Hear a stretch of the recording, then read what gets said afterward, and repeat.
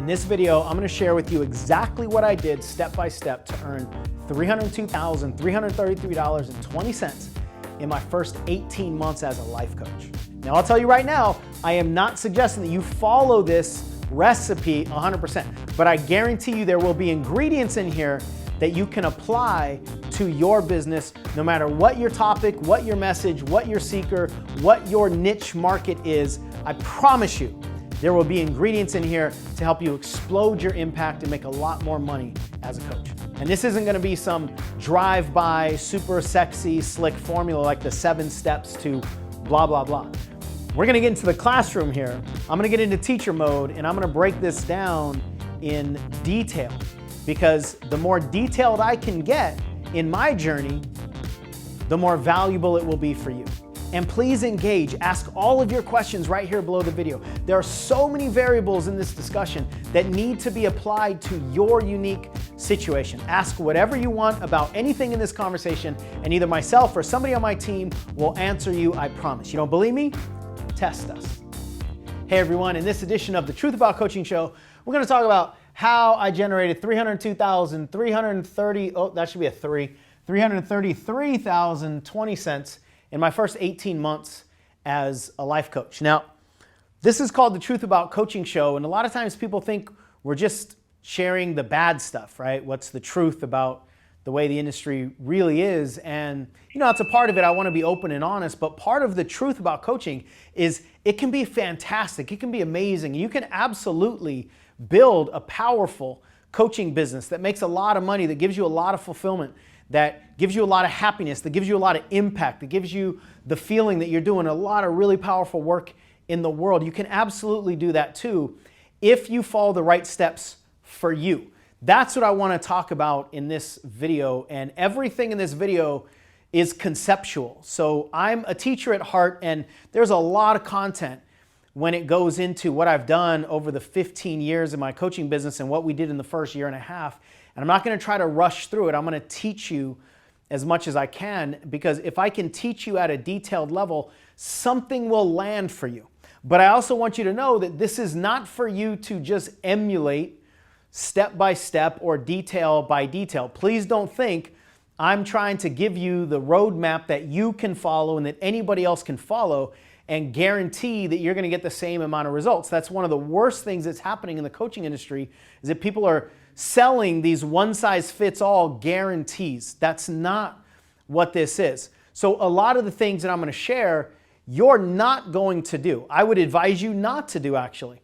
But it might trigger an idea that you have that you might not have thought about otherwise. So that's what this call is, or this show is really going to be about. And a lot of people are focusing on making 6 figures as a coach. And let me tell you, making 6 figures as a coach is not only possible, it's not all that difficult if you have the right business mindset and if you follow some of the steps that I'm going to share with you, and you've got patience and you've got persistence. It's not all that difficult, and it's also not all that magical. 6 figures for a lot of people isn't even going to change their life, and for some of you, you might only need to generate about $30,000 in your business, maybe a little bit less, maybe a little bit more. So everything should revolve around who you are and what you want. Don't fall for all the targets that the industry gives you or that other coaches tell you that you should focus on. And for a lot of people, making a lot of money in a business actually adds more stress to their lives. So my philosophy is, let's start with you first. What is it that you have to offer to the world? How is it that you want to offer it? What do you need to earn? What are the systems that you need to put in place? What are your strengths? What are your weaknesses? And then let's build a business framework around you. So having said all of that, let me share with you my business framework that we started out with in the very beginning. Now, the main point here, the main goal for you if you're new in business or you're just trying to get to whatever that next level is for yourself, is what I call the clicking point. The clicking point is where 4 things come together. The first thing is your product. The second thing is your message. The third thing is your platform. And the fourth thing is your seeker. When your product collides with your message and your platform and your seeker, and you all get those. You have conviction over all of those. You have certainty inside of all of those, and they all start clicking together.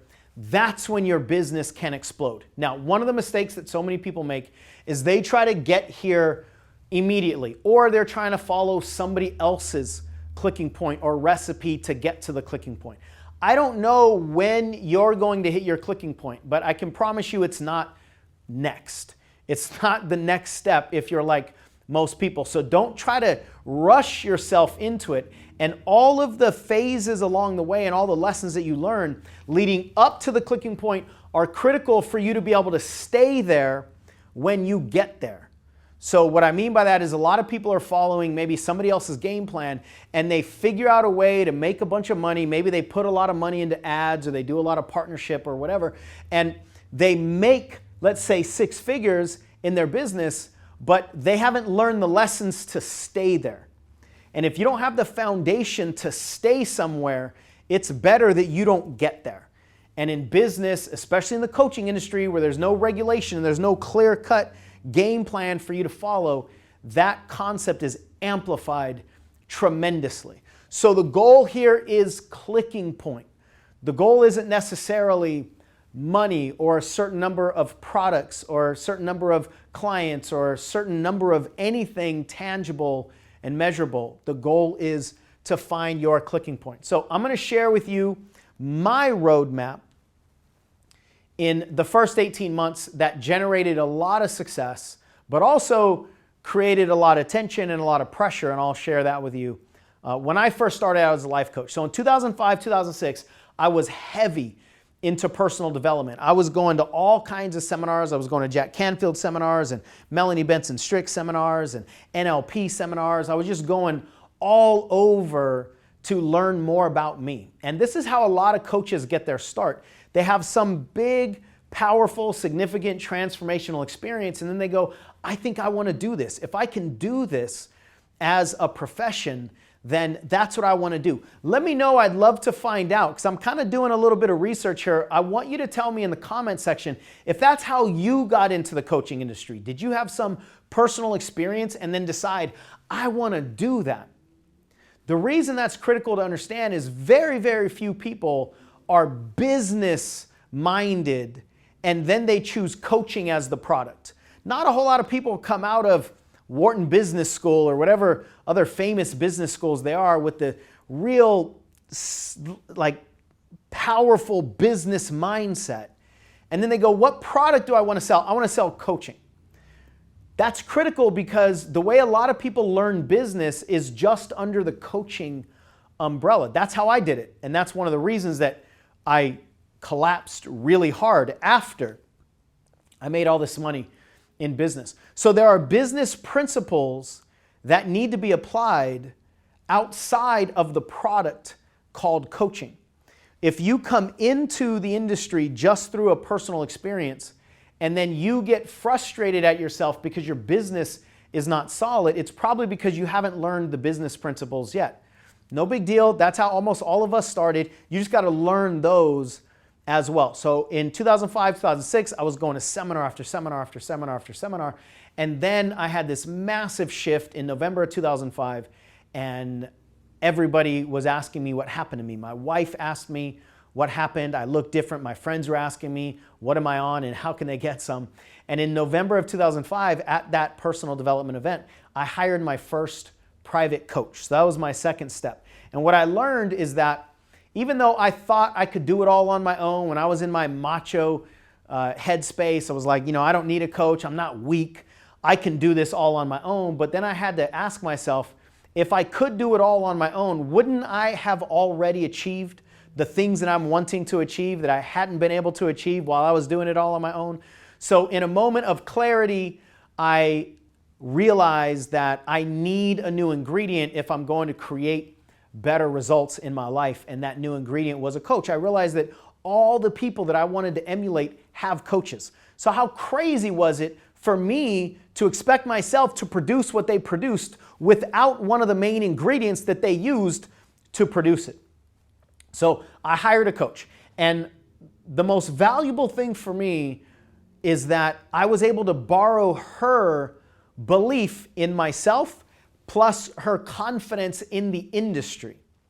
When we're in our own head trying to come up with all the things that we think are going to work, we don't have access to all the other collective wisdom that's out there in the world. But when you hire a coach, you tap into their wisdom, and their wisdom is based on all of their experiences in the market or whatever it is that you're hiring them to do. So I was able to borrow her confidence in the market, and she was able to tell me what the next steps were that I probably wouldn't have done by myself. And one of the very first things I did is I booked a room, literally, and decided I was going to do a live event. So I rented a hotel space and said in February of 2006, I'm going to do a live event.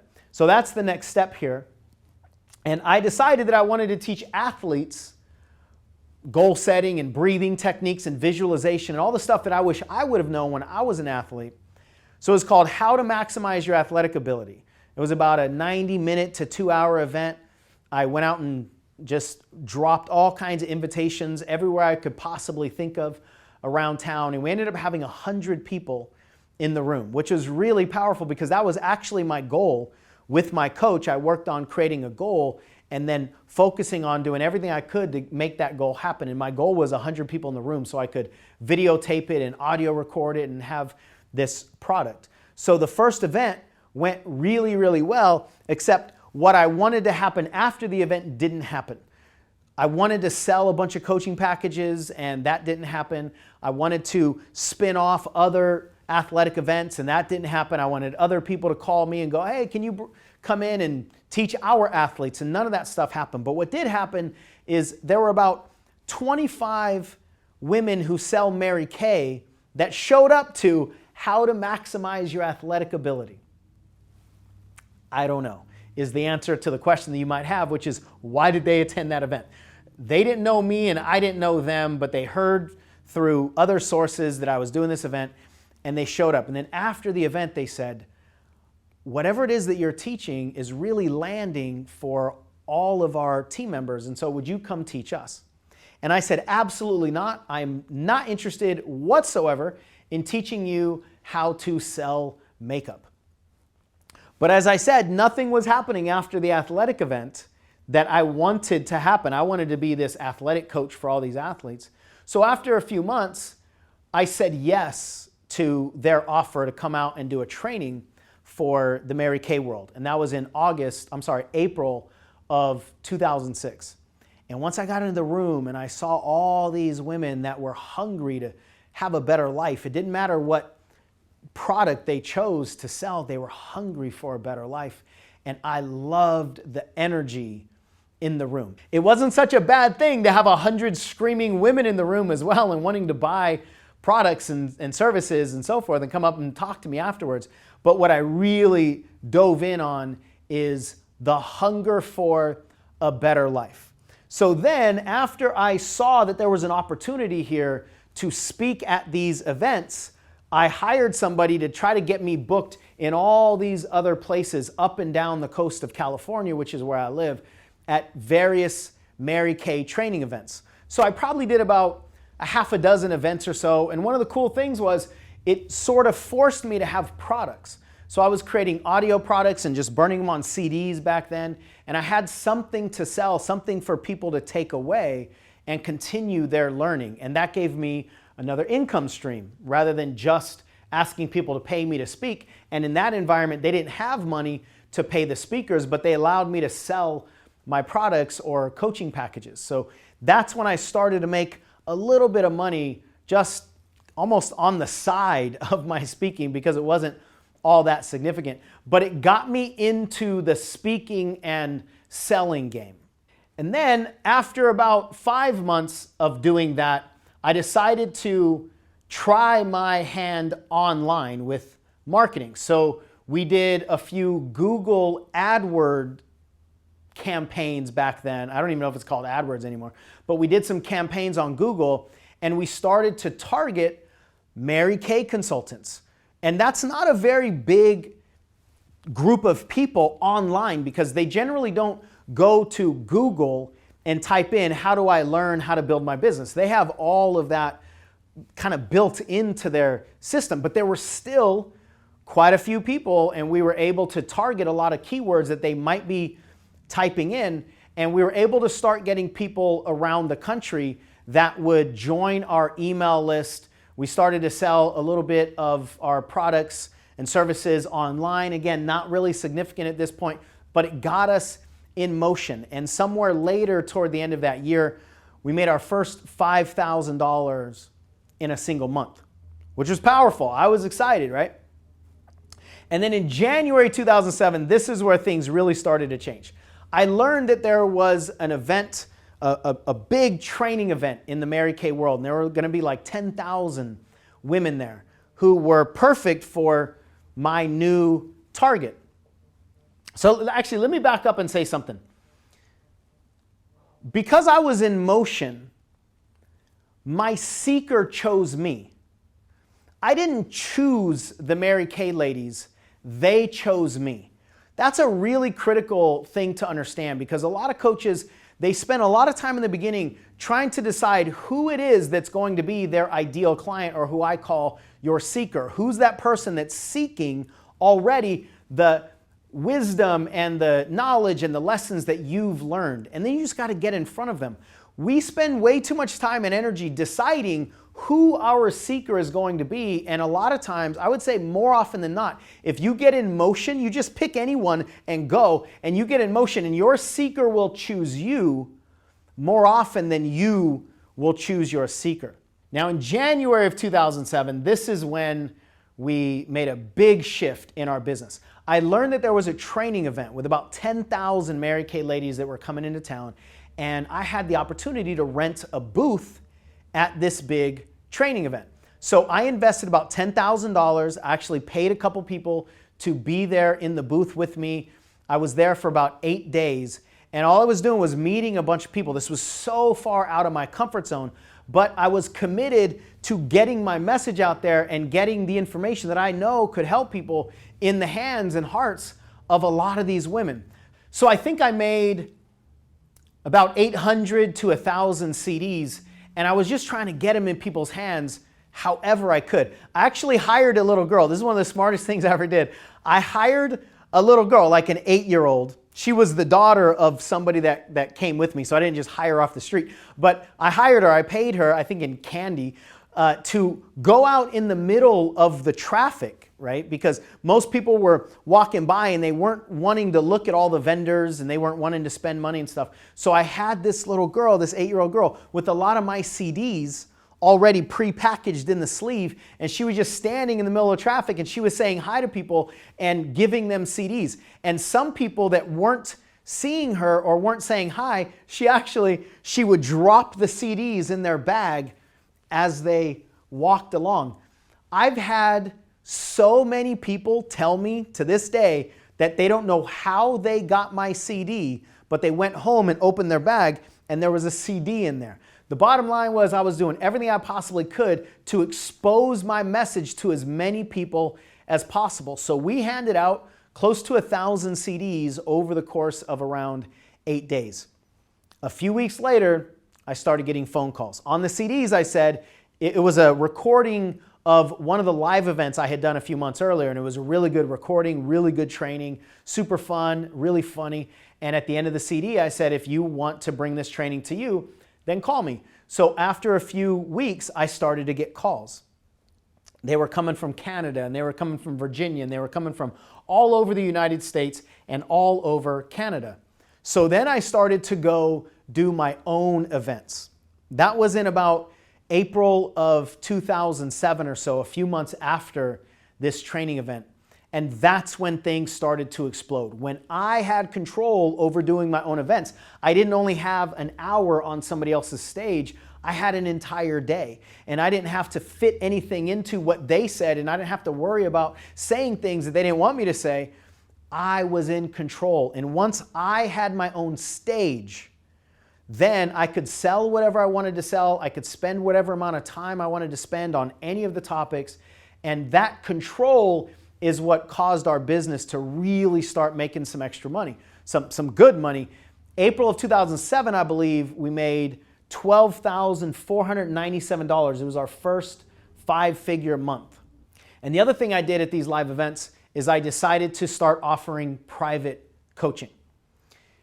And that was a much higher ticket. So instead of selling $20 CDs, I was selling a $1,000 coaching package. Now back then, $1,000 was 6 months worth of coaching every single week. So I was giving them a lot of value, and people were seeing the power of coaching, and they started to hire me as a coach. I actually never really wanted to be a coach. I wanted to be a speaker and I wanted to be a trainer.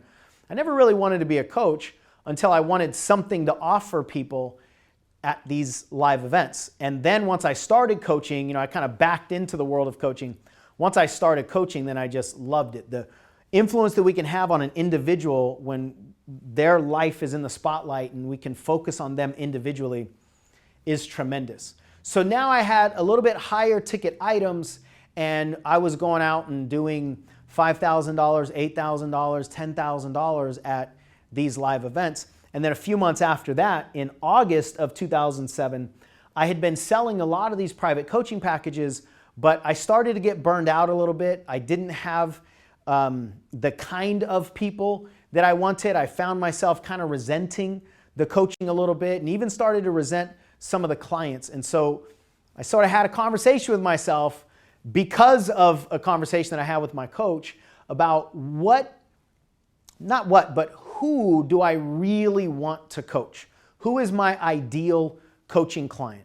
And so I wrote down a bunch of traits, and I created this perfect profile for the coaching client that I was wanting to attract.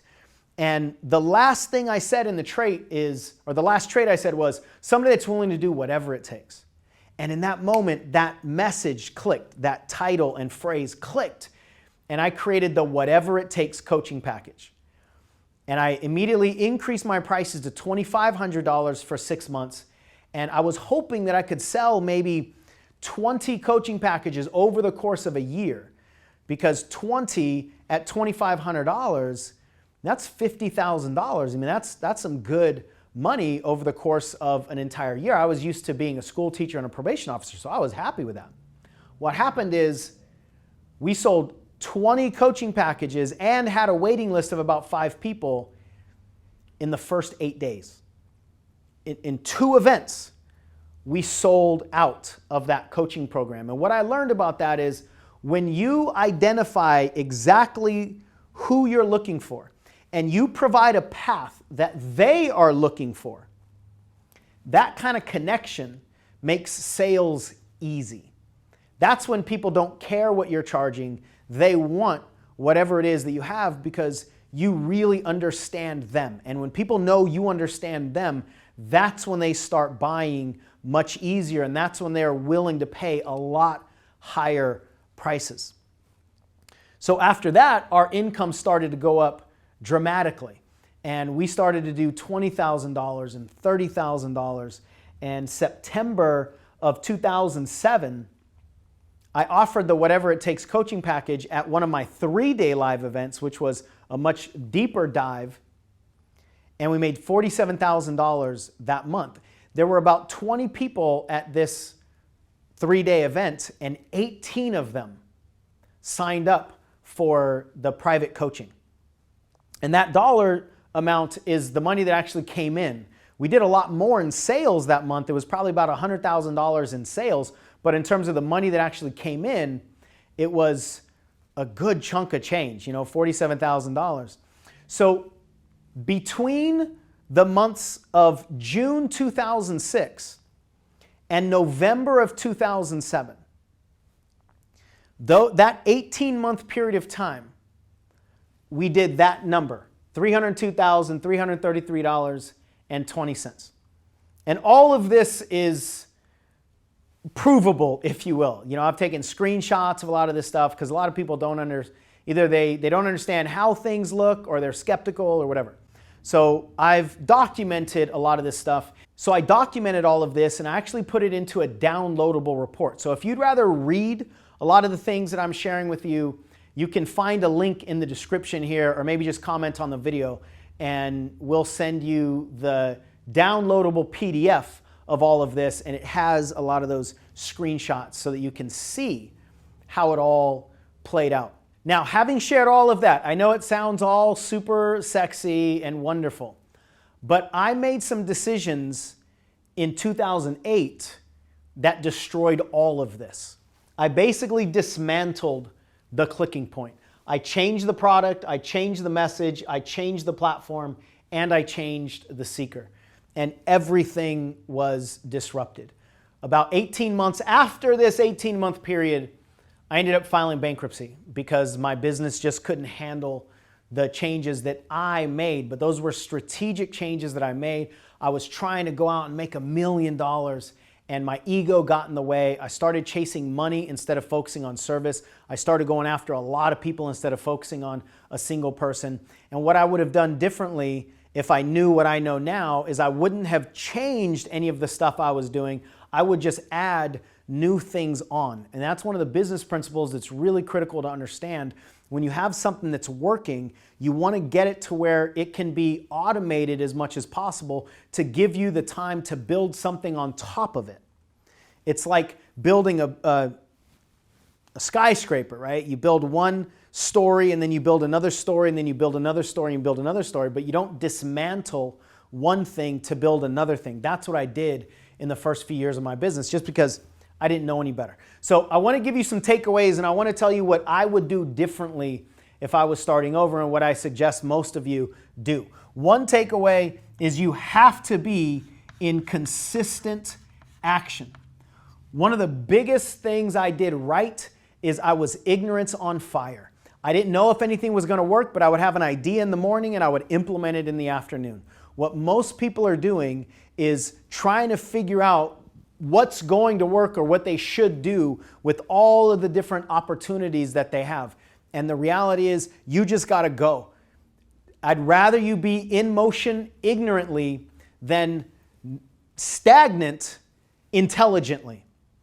So ignorance on fire is better than knowledge on ice. And I really, truly just lived by that principle. The second thing, really what I just mentioned, is you cannot predict the right thing. Most people are waiting to try to figure out the right product and the right social media platform or the right ideal client or the right price or the right anything along the path, and you can't predict the right thing. The clicking point comes from a lot of action. And I started making that money from that time period of about June to November, but I was in motion so much before that. I was going around and speaking anywhere that I possibly could before I started to make a lot of money. A lot of people nowadays, especially with the online space, is they're trying to figure out what the right thing is going to be, this guaranteed way that they're going to make money before they actually commit. And you cannot predict the future to figure out what the right thing is going to be. The right thing will make itself known through a lot of action on your part. And that's just part of being in business. And then the final takeaway that I want you to have is your clicking point. I want you to pretend, I can't predict the future, but I want you to pretend that your clicking point is 100 steps away from where you are right now. Now, is it going to be 100 steps? Absolutely not. It'll be a little bit more, a little bit less, a lot more, or a lot less, but you can't think that your clicking point is something that you need to come up with in your head before you take your next action. I took hundreds and hundreds and hundreds of steps. I made dozens and dozens and dozens of mistakes. I lost tens of thousands of dollars investing in things that I thought were going to work, and they didn't end up working. But a lot of those investments created that amount of money. And you've got to have this mindset where you're willing to take action and figure out what's going to work based on your experience. Don't try to predict results into the future because it'll only work never. Finally, I want to share with you what I would do differently nowadays and what I suggest you do differently, because everything I'm talking about is 2006, 2007. We're not in 2006, 2007 before. That was before social media marketing really took hold. And that was before the internet with online programs and products and gurus and all that really started to blow up, which was a blessing actually for me, because I think a lot of people get confused with all the opportunities that are out there. So here's what I would have done differently, and here's what I suggest you do. Number one, build a list. Build an email list. If you do most of your work and most of your business on somebody else's platform, they own your ability to do business. And that's dangerous when they have the ability to change their algorithms and change their business model whenever they feel like it. But if you can get people on an email list, then you own the communication platform with them. And that's really powerful to do. The second thing is to keep investing. And that's not just money. You've got to keep investing time. You've got to keep investing energy. You've got to keep investing money into the things that will provide the returns for you. Way too many people have this employee transactional kind of mindset where they think, I'm going to do one thing and then I'm going to get this result back. If you have that expectation in business, you can't win. And if you have it in the coaching industry, in business, you absolutely can't even come close to winning, because there's way too many variables that are going to knock you down and not allow you to get back up. So you got to keep investing in coaches. You got to keep investing in support groups. You got to keep investing in efforts. You got to keep investing as much as you can, just ignorance on fire, until you start noticing what's going to work for you. Number three, build on social. But build on social for practice.